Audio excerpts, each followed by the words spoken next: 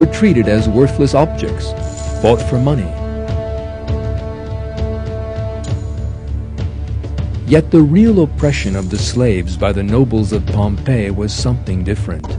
They were forced into prostitution. The perverted homosexual relations between themselves among the nobles ended in the rape of slaves no older than children. In short, their wealth had made the people of Pompeii degenerate and led them into a morass of perversion and deviancy. They had no idea what was about to happen.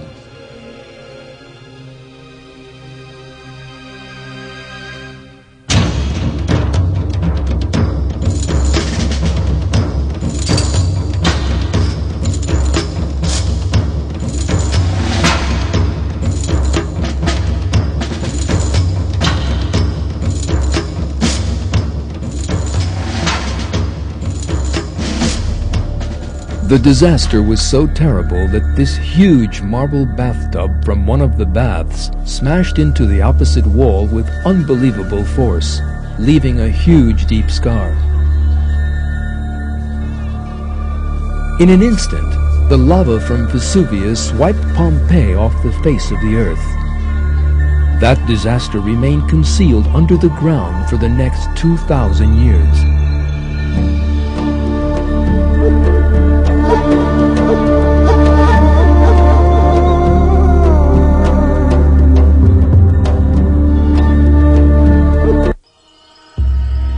In the first quarter of the 20th century, archaeologists began to unearth the remains from under tons of volcanic rock. What they encountered was a piece of history 2,000 years old, totally unspoiled.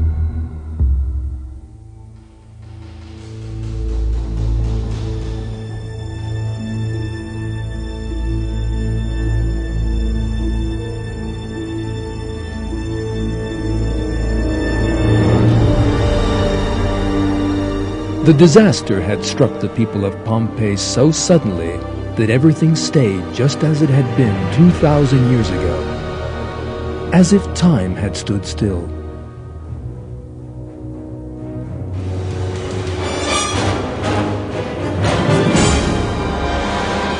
Despite the terrible eruption of Vesuvius, nobody fled, but just turned into stone where they stood. The faces, and even the teeth of some of these bodies remained completely intact. The thing they almost all had in common was their expression of surprise and terror. A family eating together were petrified at that exact moment. Even the food on the table has been preserved. The most extraordinary side of the tragedy is this. How was it that thousands of people waited for death to come and claim them, seeing and hearing nothing? That dimension of the catastrophe shows that the destruction of Pompeii closely resembles the incidents of destruction recounted in the Quran. When such incidents are described in the Quran, it is revealed how people were always struck down in an instant where they stood.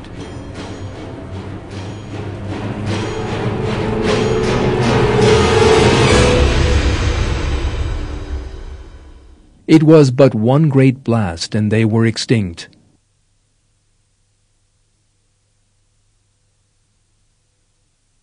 We sent a single blast against them, and they were just like a thatcher's reeds.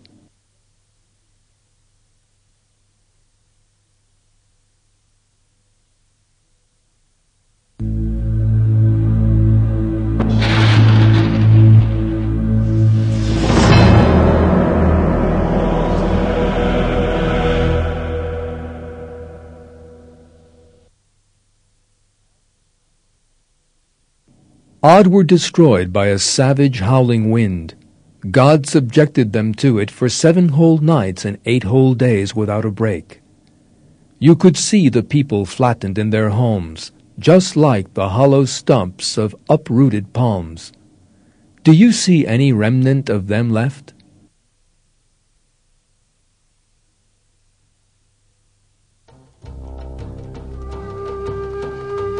The history of the Arabian Peninsula goes back a very long way.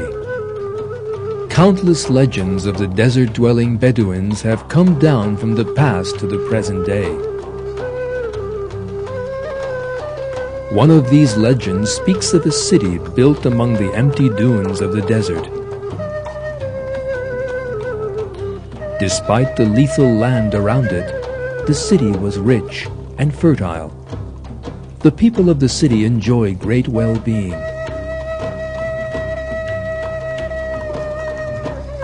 However, according to the story, the people of the city committed a great sin and suffered a great punishment for it.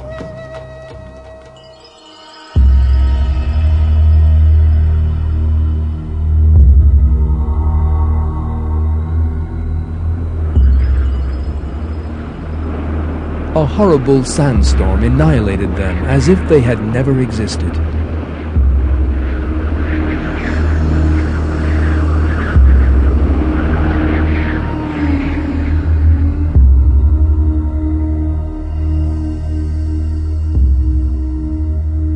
Archaeological research in Oman in the south of the Arabian Peninsula has revealed that this tale is true, not a myth at all, and that the people mentioned in the early sources are the people of Ad mentioned in the Quran.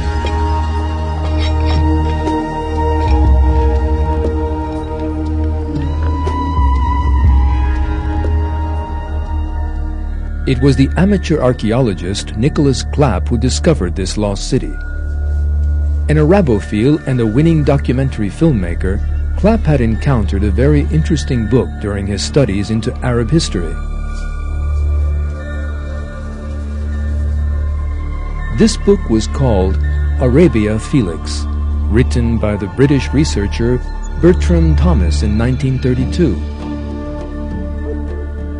Arabia Felix was the name given by the Romans to the southern part of the Arabian Peninsula and meant Fortunate Arabia.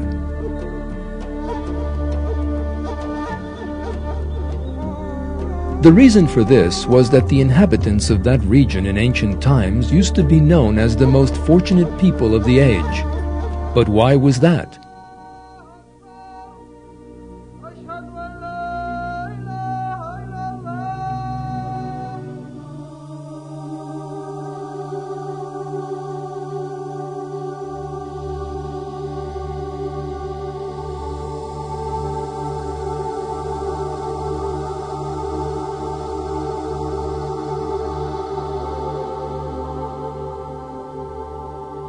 The people of the region produced and sold frankincense, an aromatic resin from rare trees.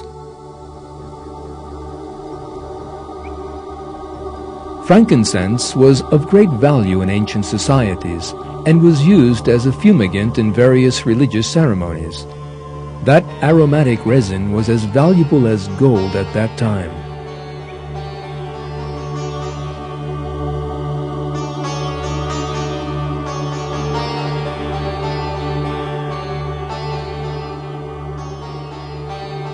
In his book, the British researcher Thomas claimed that he had discovered the traces of one of the fortunate peoples in question. This was the city known to the Bedouins as Ubar.